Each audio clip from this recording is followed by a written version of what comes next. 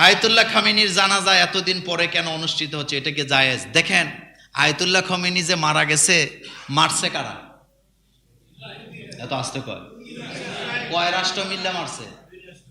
America এবং Israel. তা Ayatollah খামেনিকে তারা হত্যা করছে বা শহীদ করছে, যেটাই কোক তাদের বাসায়। এখন এই জানাজা যদি যুদ্ধ অবস্থায় পড়তে যান, তা আমেরিকা আর ইসরায়েলকে বিশ্বাস করা যায়নি। রাসূল সাল্লাল্লাহু আলাইহি ওয়াসাল্লাম বলছে, আল্লাহ কোরআনে বলছে, রাসূল একটা পরে বলি, আল্লাহ বলছে তোমরা ইহুদিদেরকে বিশ্বাস করো না, কারণ ইহুদিদের একটা চরিত্রই হলো তারা যতবার কথা দেয় ততবার ওয়াদা কি ভঙ্গ করে। তো এখন জানাজা পড়তে গেলেন, হেতে যে উপর দিয়ে মাইরা দিবে না, এটার কোনো গ্যারান্টি আছে না আপনার কাছে? আচ্ছা, আমেরিকা ইরানের সাথে চুক্তি করছে না? যুদ্ধ বন্ধ হয়েছে নি? কথা কয় না। যুদ্ধ বন্ধ হয়েছে নি? হামলা বন্ধ করছে নি? করে নাই। লেবাননের সাথে ইসরায়েল চুক্তি করছে না? কিন্তু হামলা বন্ধ করছে নি? না। কাল সাপের মতো এরা, ইহুদিবাদীরা হইল কাল সাপের মতো, এদেরকে বিশ্বাস করা যায়। আপনি দুধ কলা দিয়ে পোষবেন, ঠুস করে সবল মেরে দিবে। এরা বড় ভয়ানক। এরা কয়েক লক্ষ নবীকে ইহুদিরা হত্যা করছে। কয়েক লক্ষ, 1 লক্ষ তো আছি, 1 লক্ষের ব্যাপারে কোনো মানে কোনো নেই। 1 লক্ষের উপরে নবীকে তারা হত্যা করছে। ওয়াক্তুলুনা নাবিয়্যিনা বিগাইরি হক।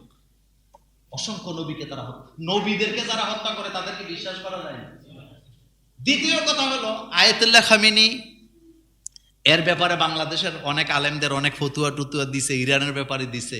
কিন্তু ইরানের ব্যাপারে আমরা এই মসজিদ থেকে বলেছিলাম, ইরানের সাথে আমরা শিয়া হিসাবে পক্ষ নেই নাই, আমরা পক্ষ নিয়েছি মাজলুম হিসাবে।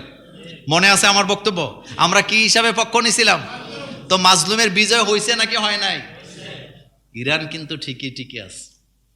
এবং আমি বাঁচি না বাঁচি, এমন একদিন আসবে, তোমরা যারা যুবক তরুণ আছো তোমরা একদিন সাক্ষী দিবা। আমি বলে দিয়ে যে আজকে ভবিষ্যৎবাণী করি, ইরান একদিন না একদিন পারমাণবিক বোমার মালিক হবেই হবে।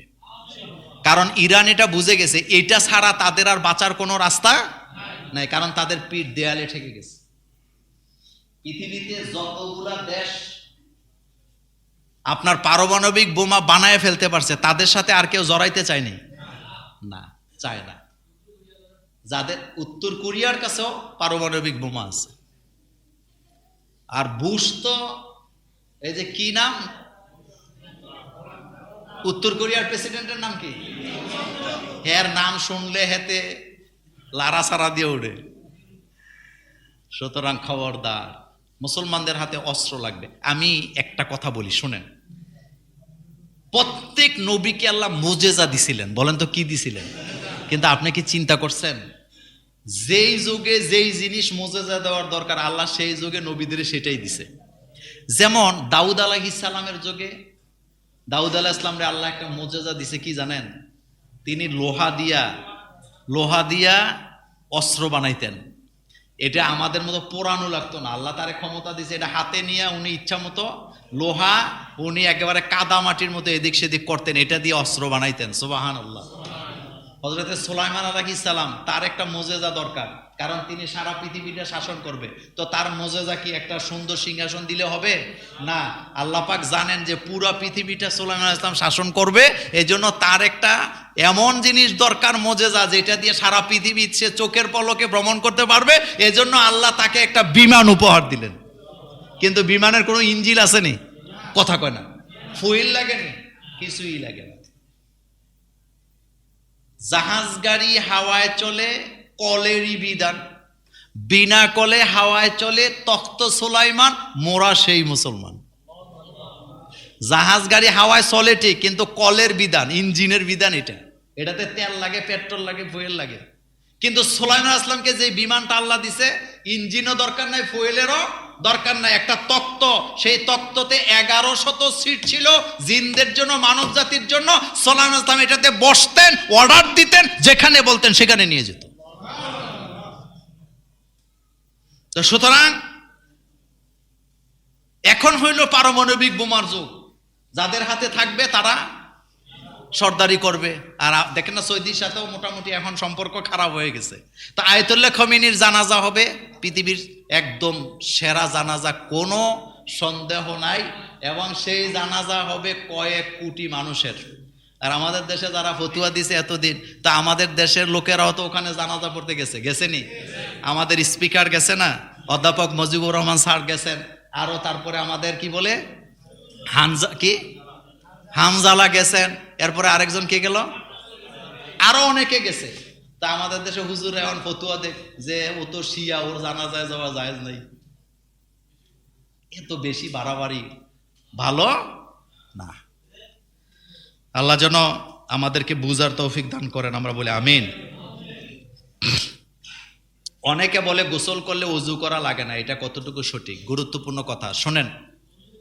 গোসলের আগে যদি আপনি ওযু করেন আর মাঝখানে যদি ওযু ভঙ্গের কোনো কারণ হাজির না হয়, তাইলে গোসল করা লাগবে না। কিন্তু গোসলের আগে ওযু করেন নাই, গোসলের ফরজ দিয়া ওযু শুরু করে শেষ করছেন, আর কি বলে গোসল করা শেষ করছেন, তাইলে আবার ওযু করা কি লাগবে। এবার কথাটা বুঝিয়ে দেই।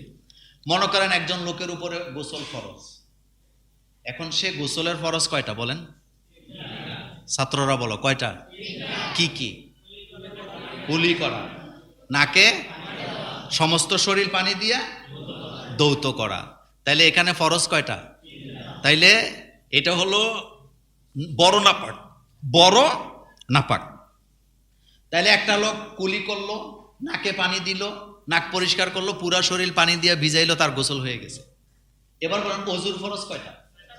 কি কি? সমস্ত মুখ, ফরজগুলা বলেন। সমস্ত মুখ, 2 হাত দৌত করা, 2 মাথা মাসায় করা, পা ধোয়া। এখন সহজটা করে দেয়, সেটা হলো আপনি গোসলখানায় ঢুকে আগে ওযু করবেন। আগে কি করবেন? ওযু করলে গোসলের ফরজগুলা পাওয়া যায়, বিশেষ করে কুলি করা, নাকে পানি দেওয়া তো পাওয়া যায়। এরপরে পুরা শরীর আপনি ধৌত করলেন, দেওয়ার পরে পা ধুইলে তখন আর ওযু করা লাগবে না। আর যদি ওযু আগে না করে থাকেন, তাহলে পরে আপনি ওযু করে বের হবেন। আর ওযু থেকে বের হইয়া কি পড়া সুন্নত? কালিমায়ে শাহাদাত। রাসূল সাল্লাল্লাহু আলাইহি ওয়াসাল্লাম বলছেন, যারা ওযু করে বের হয়ে কালিমে শাহাদাত পাঠ করে, তাদের জন্য জান্নাতের 8টা দরজা খোলা থাকবে, যেটা দিয়ে ইচ্ছা সেটা দিয়ে জান্নাতে যেতে পারবে। আরো 3টা আছে, সবগুলা দিতে পারবো না, একটা দিয়ে দে। হ্যাঁ, এটা আসছে কি, দিনে কয়বার গোসল করলে প্রত্যেকবার গোসলের ফরজগুলা আদায় করতে হবে? না, গোসল ফরজ হইলে ফরজ আদায় করবেন। আমাদের দেশের লোকেরা পানি বেশি তো ডেলি ডেলি গোসল, গোসল ফরজ না হইলে ডেলি গোসল করার কোনো দরকার নাই। আর যাদের একটু প্রেশার টেশার বাড়া, গামে টামে বেশি, জামা কাপড় খুললে লায়, তারা তো একটু গোসল করবে। গোসল করার দ্বারা গুনাহ নাই, তবে ডেলি গোসল করার হুকুমও নাই। গোসল ফরজ হইলে আপনি গোসল করবেন। আর আমরা বাংলাদেশের মানুষ কপাল যে কত ভালো, এখানে পানির কোনো সমস্যা আসেনি না। সৌদিতে যারা বাস করে তাদের পানির সমস্যা নাই? আছে। সকালবেলা তাকায়া থাকে কোন সময় পানির গাড়ি আইব, গাড়ি আইলে ওই পানি টাঙ্কিতে উঠে হেডা ব্যবহার করে। আর আলহামদুলিল্লাহ আমরা বাংলাদেশে পানির অভাব নাই। বিশেষ করে বাংলাদেশে যত পানি আছে, সবচেয়ে পিওর পানি কোন জায়গায়? কুমিল্লার পানি। এটা মিনারেল ওয়াটার, ডাইরেক্ট ঢুকাই দিল মিনারেল হয়। আমি বাংলাদেশের সব জায়গায় খাইছি পানি, কিন্তু কুমিল্লার পানির মতো ফ্রেশ, এই যে ফ্রেশ পানি বেচে, কুমিল্লা থেকে যারা পানি উঠায় ডাইরেক্ট এটা ঢুকায় বেচালায়, কয় এটা ফ্রেশ, এটার কোনো কেমিক্যাল টেমিক্যাল দেওয়া লাগে না। কারণ আলহামদুলিল্লাহ কুমিল্লাতে আল্লাহর জিকির কম না বেশি? অন্য জেলায়ও আছে, কিন্তু তুলনামূলকভাবে আমাদের দেশে একটু বেশি আছে। বর্তমানে আমরা দেখছি কিছু আলেম বলছেন হাদিসের কোনো প্রয়োজন নেই, আবার বলছে কোনো মাযহাবের অনুসরণ করার কোনো প্রয়োজন নেই, এবং তারা এটাকে একটি আয়াত দ্বারা প্রমাণ করে, এবং তারা নিজেদেরকে আহলে কোরআন বলে দাবি করে। এই ব্যাপারে আপনার মতামত জানতে চাই। প্রশ্নটা ছোট, গুরুত্বপূর্ণ, কিন্তু এটার জবাবটা বিশাল। এই প্রশ্নটা বুঝাইতে হইলে সময় বেশি নিয়ে কথা বলার দরকার ছিল, তবে সময় বেশি নাই আমার হাতে। 2টি কথা বলি। প্রথম কথা হলো, কোরআন আর হাদিস আগে বুঝতে হবে। ওহী 2 প্রকার। বলবেন, কথা বলবেন, কয় প্রকার? একটা মাকতু, আরেকটা গায়রে মাকতু। একটা হলো তেলাওয়াত করা হয়, আরেকটা তেলাওয়াত করা হয় না। তেলাওয়াত করা হয় কোরআন, এটা ওহী। তেলাওয়াত করা হয় না, ওইটা হাদিস। ওইটা কি? ওইটাও ওহী। 2 নম্বর কথা হচ্ছে, কোরআনের ব্যাখ্যা হলো হাদিস। কোরআনের ব্যাখ্যা কি? হাদিস দুইটাই ওহী। একটা কোরআন হচ্ছে সরাসরি আল্লাহর পক্ষ থেকে রাসূলের উপর ওহী হিসাবে এসেছেন, আর হাদিস হচ্ছে কোরআনের বুঝার জন্য কোরআনের ভাব এবং ভাষা এবং ব্যাখ্যা, এটা হলো হাদিস। যেমন আল্লাহ পাক বলছে তোমরা নামাজ পড়ো, কিন্তু 5 ওয়াক্ত নামাজের কথা উল্লেখ করা আছে নাকি কোরআনে? এটা আমরা শিখছি কার কাছে? হাদিস থেকে, রাসূলুল্লাহর কাছে। আল্লাহ পাক বলছেন ফাকসিলু ওয়ুজুহাকুম ওয়া আইদিয়াকুম ইলাল মারাফিক, তোমরা ওযু করো। তো ওযু করে, ওযুর সাথে আরো আনুষঙ্গিক জিনিসপত্র আছে না নাই? কিভাবে করবে এটা শিখছি আমরা মুহাম্মাদুর রাসূল ইসলামের হাদিসের কাছ থেকে। পাক না পাক, কখন পাক হয় কখন না পাক হয়। তো কোরআন যেমন জরুরি, হাদিসও সেম সেম জরুরি, দুইটাই আসছে মুহাম্মাদুর রাসূলুল্লাহ সাল্লাল্লাহু আলাইহি ওয়াসাল্লামের কাছ থেকে। সুতরাং যারা বলে হাদিসের দরকার নাই, শুধু কোরআন হইলে চলবে, তারা গোমরা। বলেন তারা কি? কারণ শুধু কোরআন দিয়ে আপনি কিছুই বুঝবেন না।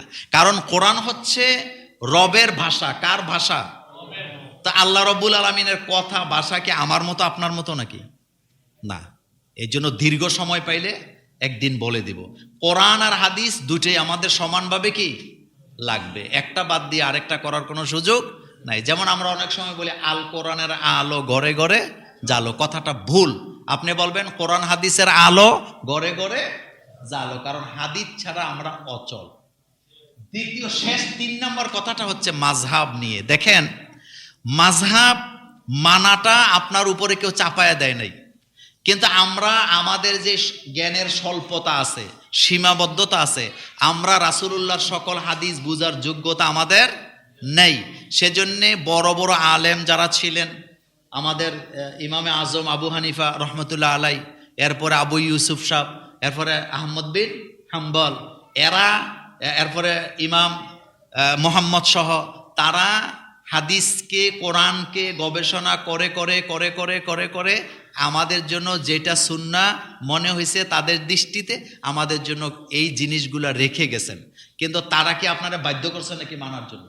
বাধ্য করে না। আপনি যদি নিজের এত জ্ঞানী মনে করেন যে আমি কোরআন হাদিস পড়ে পড়ে নিজের জীবন যাপন করতে পারবো, আপনারা নিয়ে আমাদের কোনো টানাটানি কি নাই, আপনি মানেন। তবে আমাদেরকে 2টা জিনিস লাগবে, একটা হলো কোরআন আর একটা সুন্নাহ। বলেন, এ কথা রাসূলুল্লাহর কথা না? তারাকতু ফিকুম আমরাইন, আল্লাহ রাসূল বলছে আমরাইন, দ্বিবচন, তাসনিয়া।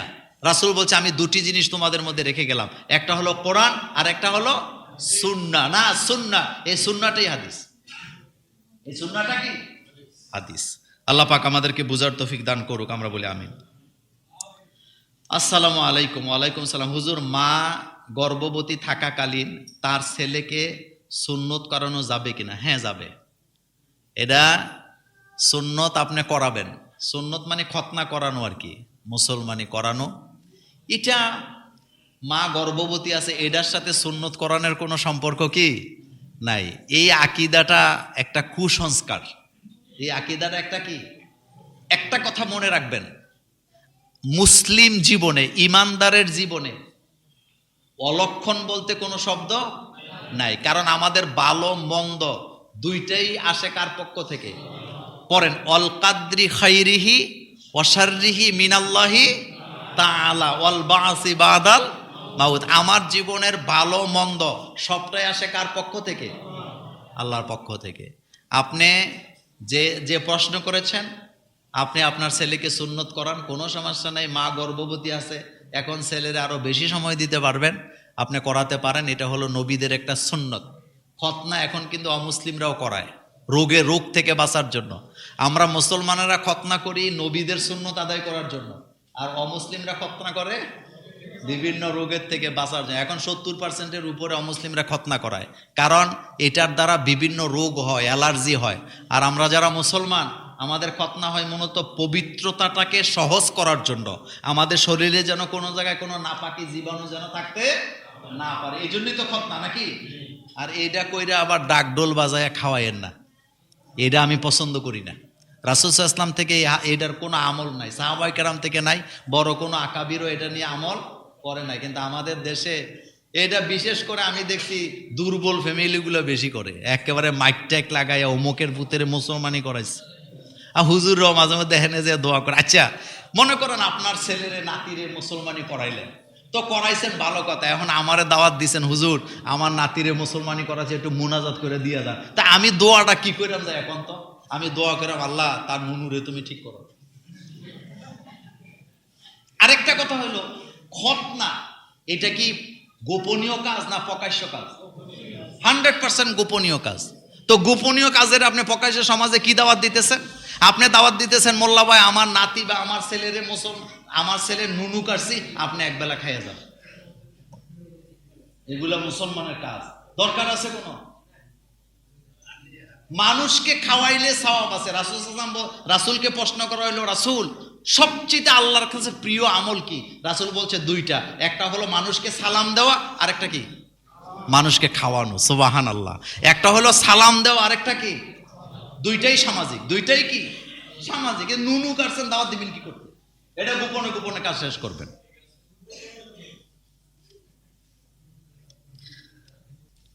একটা প্রশ্ন এটা দিয়ে দেই, শেষ।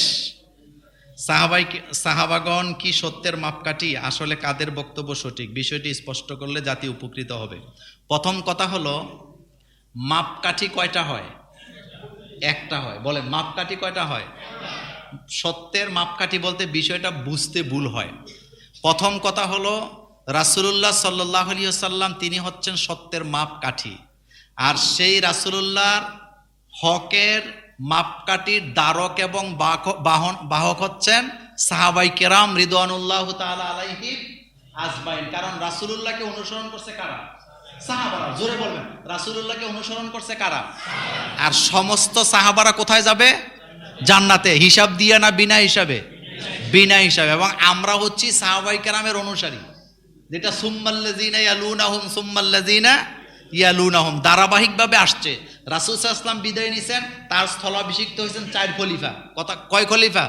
হযরত আবু বকর রাদিয়াল্লাহু তাআলা আনহু, হযরতে ওমর ফারুক রাদিয়াল্লাহু তাআলা আনহু, হযরতে ওসমান জিন নুরাইন রাদিয়াল্লাহু তাআলা আনহু, হযরতে আলী কাররামাল্লাহু রাদিয়াল্লাহু তাআলা আনহু। তো এই যে গেলেন, তাদের পরে আনলেন তাবেঈ, তারপরে তাবে তাবি, তারপরে আইম্মায়ে মুজতাহিদ, এরপরে আমরা হইলাম শেষ জমানার।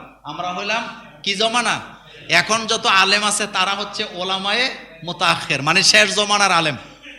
তাইলে সাহাবায়ে কেরাম, এবং আপনারা আশ্চর্য হবেন সাহাবায়ে কেরামের মর্যাদার ব্যাপারে আব্দুল কাদের জিলানী রাহমাতুল্লাহ আলাইহি বলেছেন যে সাহাবায়ে কেরাম বদরে উহুদে যে যুদ্ধ করছেন ঘোড়ায় চড়ে, ওই ঘোড়ার খুরের মধ্যে যে বালির কণা লাগছে, আমার মতো 100 আব্দুল কাদের জিলানী একসাথে করলে সাহাবায়ে কেরামের যেই ঘোড়ার উপরে সাওয়ার হয়ে যুদ্ধ করছে, ওই যুদ্ধের খুরার বালির কণার সমান মর্যাদা আমার হবে না।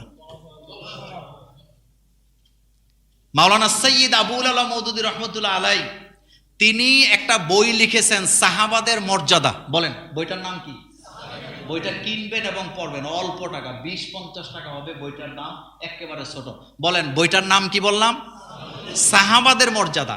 বইটা কিনে যারা ছাত্র আছে বিশেষ করে তারা পড়বেন, একেবারে মনোযোগ দিয়ে পড়বেন, তাইলে বুঝবেন যে রাসূল সাল্লাল্লাহু আলাইহি ওয়াসাল্লাম এর সাহাবাদের মর্যাদা কত। সাহাবাদেরকে আমরা আমাদের জীবনের চেয়ে অনেক বেশি ভালোবাসি। সাহাবারা গেছে যেই পথে আমরাও যাব সেই পথে, এদের পথই আমাদের পথ। আল্লাহ রাব্বুল আলামিন আমাদের সকলকে কবুল করুক। আজকের সময় একটু বেশি নিছি ইচ্ছা করে, ইনশাআল্লাহ।